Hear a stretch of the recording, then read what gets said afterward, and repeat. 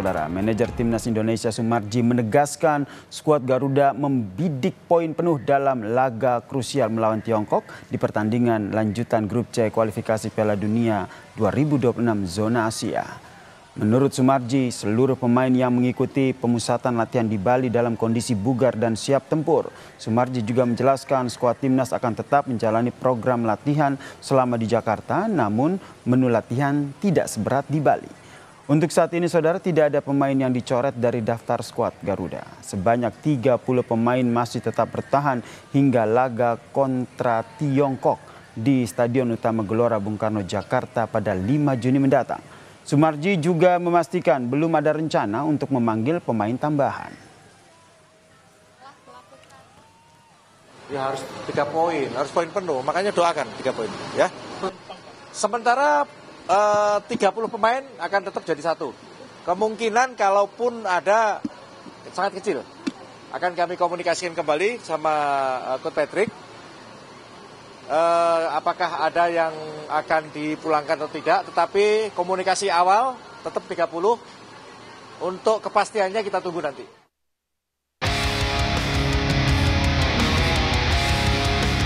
Skuad Garuda telah menyelesaikan pemusatan latihan di Bali selama hampir sepekan hingga 31 Mei lalu. Sebelum kembali ke Jakarta, para pemain menyapa penggemar yang menunggu di area salah satu hotel kawasan wisata Pantai Sanur. Panitia juga mengenakan udeng atau kepala khas pria Bali dan disambut gamelan tradisional serta 2 penari Bali sebagai tanda perpisahan. Pelatih Timnas Patrick Kluivert dan beberapa pemain sempat diajak menari sebelum kembali ke Jakarta melalui Bandara Internasional I Gusti Ngurah Rai di Kabupaten Badung. Skuad Garuda akan bertemu Tiongkok pada 5 Juni nanti. Pelatih Timnas Patrick Kluivert mengaku sudah menganalisis kekuatan lawan. Kluivert memastikan Timnas akan bermain percaya diri dan mencoba mendominasi jalannya pertandingan. Kluivert bahkan memberi peringatan kepada Tiongkok untuk berhati-hati. Globally, in big lines, I know how they play, but I think the most important thing is that how we are playing. They need to look at us, because we are playing at home. We have to play dominant game, and they have to, be careful of us. And we, of course, don't need to underestimate our opponent, but I think that China needs to be aware what we bring to the table. Sementara Kapten Timnas Jai Ijes percaya diri menghadapi laga melawan Tiongkok. Menurutnya kehilangan sejumlah pemain kunci bukanlah masalah yang besar, terutama pergantian penjaga gawang yang kemungkinan akan diisi Emil Audero Mulyadi. I know Emil a little bit now because he plays in Italy and we had a lot of contact also before he did the neutralization.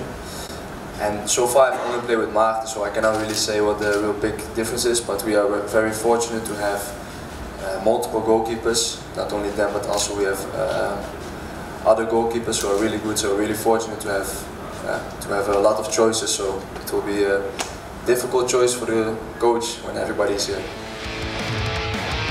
Laga melawan Tiongkok pada 5 Juni sangat krusial karena kemenangan bisa membuat satu tempat di putaran keempat, sekaligus menjaga asa ke Piala Dunia tahun depan.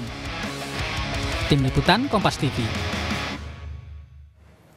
Skuad Garuda siap meraih poin penuh saat menghadapi Tiongkok di kualifikasi Piala Dunia 2026 zona Asia. Kemenangan akan makin membuka peluang untuk mendapat satu tempat di putaran keempat kualifikasi Piala Dunia. Lalu apa saja yang disiapkan dan harus diwaspadai oleh skuad Garuda? Kita perbincangkan dengan analis sepak bola, Bung Joy atau Bung Anton Sanjoyo yang telah bergabung bersama kami di Kompas Petang. Dan saya juga ingin menyapa Pak Budi Nugraha, ayah dari pemain Timnas Beckham Putra yang juga telah bergabung bersama kami di Kompas Petang. Selamat sore semuanya. Selamat sore. Sore. Saya ke Pak Budi dulu. Pak Budi, setelah pemusatan latihan anak Anda ini Beckham Putra melaksanakan pemusatan latihan ini, sudah ada komunikasi dengan putranya? Sudah. Karena dia kan ngantar saya ke asrama haji yang di Indramayu kemarin. Waktu dia pulang, dia nelpon saya, udah berangkat belum? Ini Beckham kepanggil timnas, suruh gabung ke Bali. Berarti masih terus berkomunikasi ya dengan putra Anda ya? Masih terus berkomunikasi. Apa yang menjadi ambisi dari putra Anda, Beckham Putra, setelah masuk di timnas ini? Ya dia ambisinya dia pengen membuktikan aja dan pengen membawa timnas lolos ke Piala Dunia ya. Karena kan semua pemain bermuaranya kan kepanggil timnas. Oke, Beckham juga cerita tidak Pak terkait dengan persaingan di posisi sayap kanan di timnas ini? Ya, Beckham mencerita memang persaingan sangat ketat, tapi objektif juga dia sambil belajar lah, karena banyak pemain dari liga-liga Eropa ya, dia sambil belajar, tapi dia tambah motivasi buat Beckham juga untuk lebih serius lagi, lebih meningkatkan lagi kemampuannya. Oke, saya ke Bung Joy sekarang. Silakan dilanjutkan, Mbak. Supaya terpilih ya untuk masuk ke skuad inti 23 pemain ya.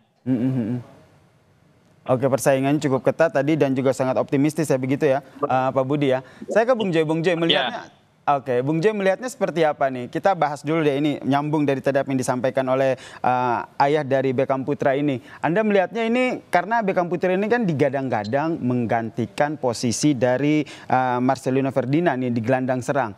Bisa akan seperti itu? Ya, Beckham ini kan memang salah satu figur yang paling menonjol ketika Persib kemarin back to back juara ya. Jadi memang dia layak lah dipanggil karena kemampuannya sudah teruji di kompetisi Liga 1 dan memang kalau dibilang persaingannya ketat sekali karena Marcelino tidak ada karena ada akumulasi kartu, tapi ada Stefano Lillipali, ada Verdong, ada banyak pemain yang posisinya hampir sama. Jadi sebetulnya kalau Beckham sendiri sebetulnya utility ya, dia di tengah itu dia bisa main di poros, bisa main di kanan gitu loh. Bahkan dia menurut saya salah satu pemain yang gerakannya liar, yang sulit dibaca lawan gitu ya. Jadi menurut saya dia punya kemampuan lah untuk bersaing dengan yang ada sekarang, karena memang kan sekarang yang dibawa Patrick kan 30 pemain, mau dibawa 30 juga nggak masalah, tapi kan yang masuk DSP itu kan 23. Jadi saya berharap sih Beckham bisa bersaing masuk di 23 tim yang di daftar susunan pemain, sehingga confidence-nya juga akan naik. Dan saya rasa itu memang ujian pertama adalah ketika dia dipanggil ke Bali bersaing dengan pemain lain, dan memang ada vakan kan di tengah, Marcelino nggak bisa main.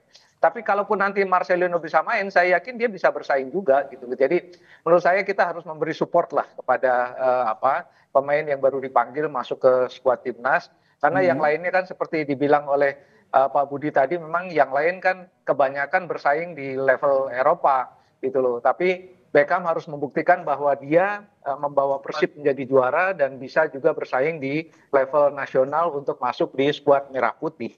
Oke, ini yang nanti akan menjadi penentunya adalah pelatih timnas kita, yaitu Patrick Kluivert gitu. Kalau berbicara soal Patrick Kluivert nih, Bung Joy, sudah ada peringatan begitu dari Patrick Kluivert yang memperingatkan untuk Tiongkok agar hati-hati begitu, ada say war begitu. Apakah ini karena Patrick Kluivert Anda membacanya terlalu percaya diri atau hanya ya say war saja? Ya, itu bagian dari keseluruhan laga ya, karena kan kalau laga udah kualitasnya udah kualifikasi Piala Dunia ini kan kita tidak bisa lagi melihat hanya pada satu titik. Ada titik di mana dimulailah dalam tanda kutip perang itu. Jadi saya kira itu bagian dari Kluivert kan bagaimanapun pelatih yang berpengalaman kan. Dia lama di klub, dia beberapa kali juga memegang bendera negara gitu kan. Jadi dia tahulah cywar seperti itu. Ya itu bagian dari cywar, tapi juga menurut saya bagian dari untuk menaikkan confidence tim. Karena ketika melawan Cina kan kita kalah. Sementara sekarang Indonesia akan berhadapan dengan Cina di GBK, dan itu waktu yang sangat tepat untuk dalam tanda kutip membalas dendam. Dan saya kira dengan kepercayaan diri penuh, dukungan penonton yang menggebu-gebu, lalu harapan juga, asal jangan menjadi bumerang aja, harapannya terlalu tinggi, mainnya nggak lepas. Tapi saya lihat, nah ini dia nih Bung Joy, jangan sampai jadi bumerang begitu. Menurut Anda apa yang harus diwaspadai ketika melawan Tiongkok? Saya kira kalau kita lihat pertandingan-pertandingan Indonesia ketika di GBK, menurut saya hampir semuanya tidak memperlihatkan bahwa mereka grogi. Pertandingan terakhir melawan Bahrain, saya kira Bahrain yang justru yang grogi ya. Jadi Indonesia bermain sangat lepas. Ketika melawan Arab Saudi demikian juga gitu loh. Cuma memang ada beberapa pertandingan ya, terutama kalau saya lihat pertandingan melawan Australia di Sydney, pertandingan melawan Cina di kandang mereka memang tidak berkembang karena ada sedikit bukan soal teknis juga tapi soal mental ya. Dan saya lihat ini bisa diperbaiki, melawan Arab bisa menang, lawan Bahrain bisa menang. Jadi sekarang memang tekanannya tinggi sekali karena kalau Indonesia sampai draw, peluang untuk ke posisi 4 memang berat. Apalagi kalau kalah. Tapi dugaan saya sih Indonesia akan bermain lepas. Dan saya kira dengan dukungan yang menggebu Indonesia bisa menang. Bahkan kemarin saya sempat mengatakan kalau bermain biasa saja dengan standarnya Indonesia sekarang bisa menang dengan selisih 2 gol. Oke, ini kita tentu saja berharap Indonesia menang begitu. Saya ke Pak Budi. Pak Budi, ini ada obrolan tidak dengan putra Anda begitu, Beckham Putra, terkait dengan bagaimana kekuatan dari Tiongkok ataupun selama proses TC kemarin? Ya, sebenarnya Beckham pernah ngomong juga, karena kan dia pengalaman udah pernah main di Persib waktu lawan klub Cina itu ya, waktu di ACL tuh itu di Asia. Ya, karakter permainan Cina dia udah tahu juga, karena dia kan waktu itu dia cetak gol juga ke gawang klub Cina. Jadi kan dia karakter Cina cepat, keras juga. Jadi Beckham udah agak tahu dikit-dikit lah untuk pemain Cina. Ya mudah-mudahan aja lah Indonesia bisa menang. Amin. Ini harapan kita bersama ya, Pak Budi. Pak Budi sekarang kan sedang berada di Tanah Suci begitu, tengah melaksanakan ibadah haji begitu. Apa yang menjadi pinta dari Beckham Putra? Apakah juga termasuk minta didoakan begitu agar timnas bisa menang? Betul. Ya kan nanti saya ke hari Rabu kita ke Wukuf di Arafah kan itu mungkin insya Allah lah. Itu kan doa-doa biasanya terkabul. Dia minta doakan Indonesia menang dan lolos ke Piala Dunia. Dan Beckham juga mudah-mudahan masuk ke tim yang 2-3 dan mudah-mudahan ada menit bermain lah buat Beckham juga. Dan mudah-mudahan Beckham juga bisa berkontribusi ya untuk timnas senior ini. Karena ini pertama kali Beckham dipanggil timnas senior. Baik, doa seorang ayah dari Tanah Suci insya Allah akan membawa keberkahan dan juga kemenangan ya untuk Indonesia melawan Tiongkok. Dan juga saya yakin Bung Joy juga sama nih, berharap Tiongkok akan menang. Indonesia akan menang melawan Tiongkok di GBK 5 Juni mendatang. Terima kasih Bung Anton Sanjoyo, analis sepak bola, dan juga Pak Budi Nugraha, ayah dari pemain timnas Beckham Putra, telah bergabung bersama kami di Kompas Petang. Salam sehat semuanya.